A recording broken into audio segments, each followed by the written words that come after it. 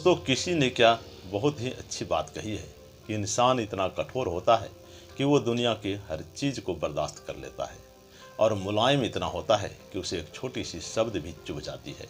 नमस्कार दोस्तों, बड़ी ही छोटी सी कहानी है एक राजा की। एक राजा था, उसकी 3 बेटियां थीं। राजा ने अपनी तीनों बेटियों को गुरुकुल में शिक्षा ग्रहण करने के लिए भेज देते हैं। अब तीनों राजकुमारी गुरुकुल में रहकर शिक्षा ग्रहण करने लगती है। करीब 3 साल बाद जब तीनों राजकुमारी गुरुकुल में रहकर पूर्ण शिक्षा ग्रहण कर लेती हैं, तब वो तीनों राजकुमारी वापस राजमहल लौटने लगती है। अब तीनों राजकुमारी को राजमहल लौटने की खुशी में राजा ने तीनों राजकुमारी के स्वागत में बहुत ही बड़ा भव्य आयोजन करते हैं, जिसमें कि राजा ने बड़े बड़े राजाओं को और अपने राज्य के प्रजा को भी आमंत्रित करते हैं।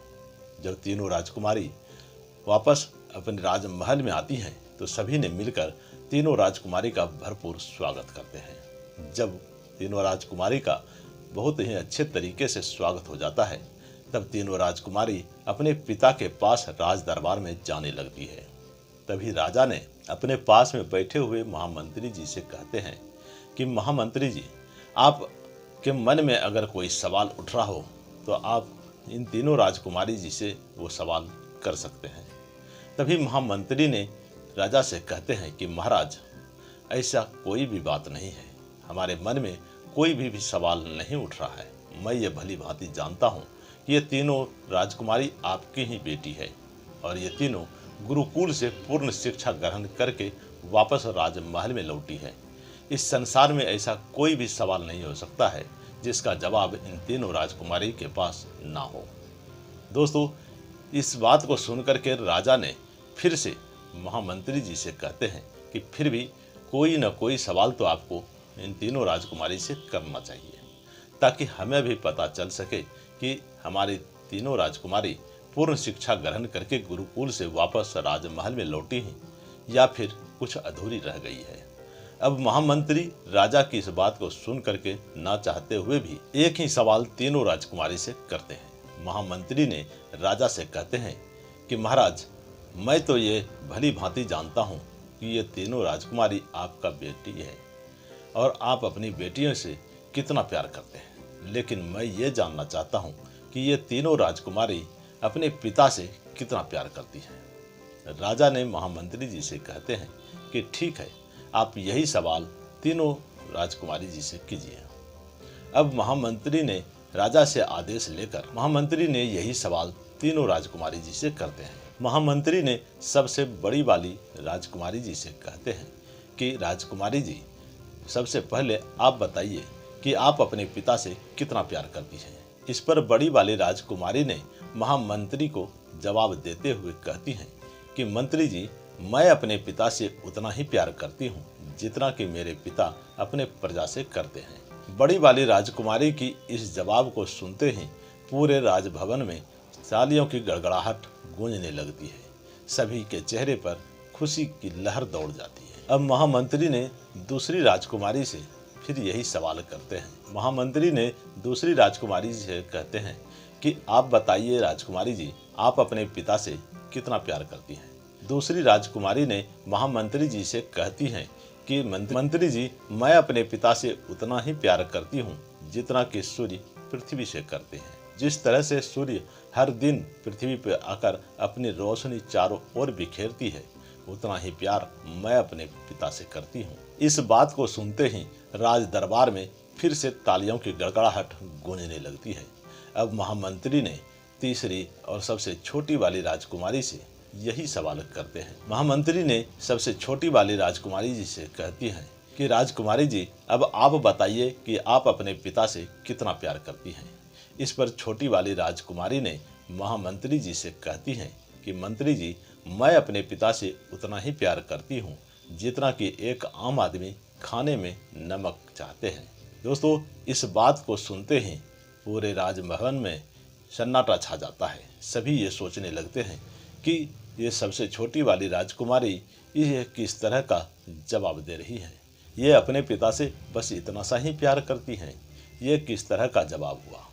दोस्तों, इस बात को सुनते ही राजा ने महामंत्री जी से कहते हैं कि महामंत्री जी, हमें लगता है कि हमारी छोटी राजकुमारी पूर्ण शिक्षा ग्रहण करके गुरुकुल से नहीं लौटी हैं।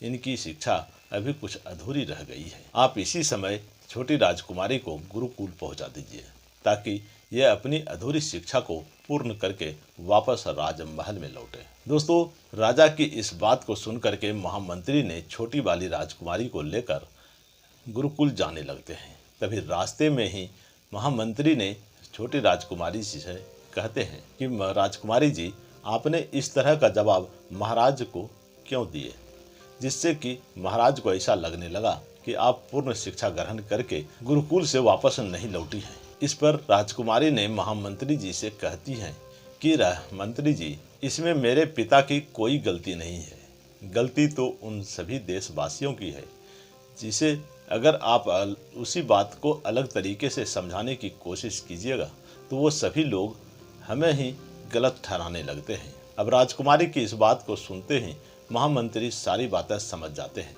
महामंत्री ने राजकुमारी को गुरुकुल में पहुंचाकर वो सीधा राजमहल में आते हैं और सबसे पहले वो रसोई घर में चले जाते हैं। रसोई घर में जाते ही महामंत्री ने रसोइये से कहते हैं कि आज के भोजन में नमक नहीं डालना, आज का भोजन सादा ही बनाना। जब महाराज भोजन करने के लिए आए तो महाराज के सामने ये सादा भोजन ही परोस देना। दोस्तों, अब रसोइया ने महामंत्री की इस बात को सुनकर के रसोइये ने भी सादा भोजन बना देते हैं। इधर राजा अपने राजपाट के सारे काम निपटाकर जब भोजन करने के लिए बैठते हैं तो रसोइये ने वही सादा भोजन राजा के सामने में परोस देते हैं। राजा ने जैसे ही पहला निवाला अपने मुंह में लेते हैं कि तभी राजा ने अपने भोजन की थाली को साइड में करते हुए कहते हैं कि यह किस तरह का भोजन है, इसमें तो नमक ही नहीं है। तभी महामंत्री राजा के सामने में आते हैं और महामंत्री ने राजा से कहते हैं कि गुस्ताखी माफ हो महाराज, नमक को तो जहाँ होना चाहिए वहाँ है, नमक भोजन में कैसे हो सकता है। दोस्तों, जैसे ही महामंत्री ने यह बात राजा से कहते हैं कि तभी राजा को अपनी गलती पर पछतावा होने लगता है। राजा के आंखों से आंसू गिरने लगते हैं और फिर राजा सोचने लगते हैं कि आज हमसे बहुत बड़ी गलती हो गई है। राजा ने उसी समय महामंत्री जी से कहते हैं कि महामंत्री जी, आप हमारी छोटी राजकुमारी को गुरुकुल से वापस राजमहल ले आइए। महामंत्री उसी समय राजा का आदेश पाकर गुरुकुल चले जाते हैं और फिर वहां से छोटी राजकुमारी को लेकर वापस राजमहल में आते हैं। राजा ने छोटी राजकुमारी का फिर से भव्य स्वागत करते हैं और फिर उन्हें महल में वापस लाते हैं। इस कहानी का सार यह है कि कुछ ऐसी बातें होती है जिसे शब्दों में बयां नहीं कर सकते, उसके भाव को ही समझना पड़ता है। आप भी अपने रिश्ते को बचाइए, शब्दों को नहीं, उनके भाव को समझने की कोशिश कीजिए। रिश्ते बनने में बहुत समय लगते हैं और रिश्ते टूटने में पल भर का समय लगता है। फिर से मैं आप लोगों से वही कहना चाहता हूँ जो हमेशा कहते रहता हूँ कि कर दिखाओ कुछ ऐसा कि दुनिया आपकी तारीफ करे। वीडियो पसंद आई हो तो वीडियो को एक लाइक कर दीजिए और चैनल पर नए हैं तो चैनल को सब्सक्राइब कर लीजिए। मिलते हैं किसी और वीडियो में, तब तक के लिए जय हिंद।